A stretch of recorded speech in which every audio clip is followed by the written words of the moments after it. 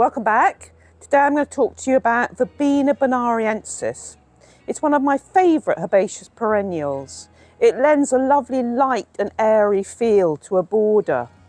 It's great planted in clumps. So I've got mine in a border with about 3 plants. It's great en masse, wonderful en masse. And also because it's so light and airy, you can kind of thread it through a border and it looks really lovely. It gets to about head height, about my height. So 1.5 metres, maybe ultimately about 2 metres. So it lends height to a border. It likes full sun. It's native to South America, so it likes a sunny position.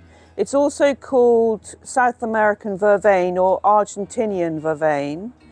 And it likes a fairly moist but well-drained soil, moderately fertile. It needs good drainage. And I've noticed if it gets too dry, it gets powdery mildew. But it will cope with fairly light sandy soils. Verbena bonariensis flowers for a long time, so it gives you a lot of colour. It flowers from about midsummer, so July, to about October, so for several months. It provides a lot of beauty.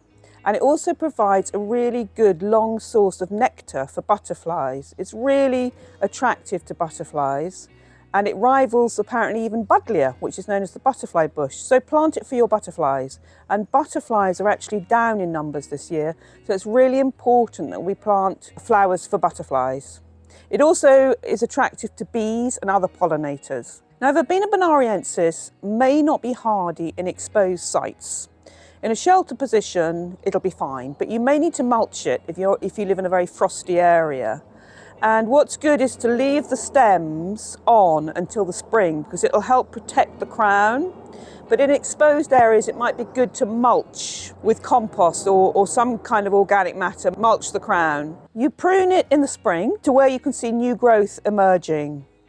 And it's good to leave the stems on because it looks good in the winter. It's quite architectural looking. And also the seeds are attractive to birds, apparently particularly to finches. So it'll provide food for birds. In my experience, it's a fairly short-lived herbaceous perennial. I've had mine in my border for 2 or 3 years, but I may need to replace it. But it's so worth it because it flowers for such a long time. It's great in a range of planting situations. So cottage garden, mixed border, lovely with ornamental grasses. It's such a brilliant plant, especially for pollinators. So I really recommend it. Thank you for joining me. Please like and subscribe, and I'll see you in the next video.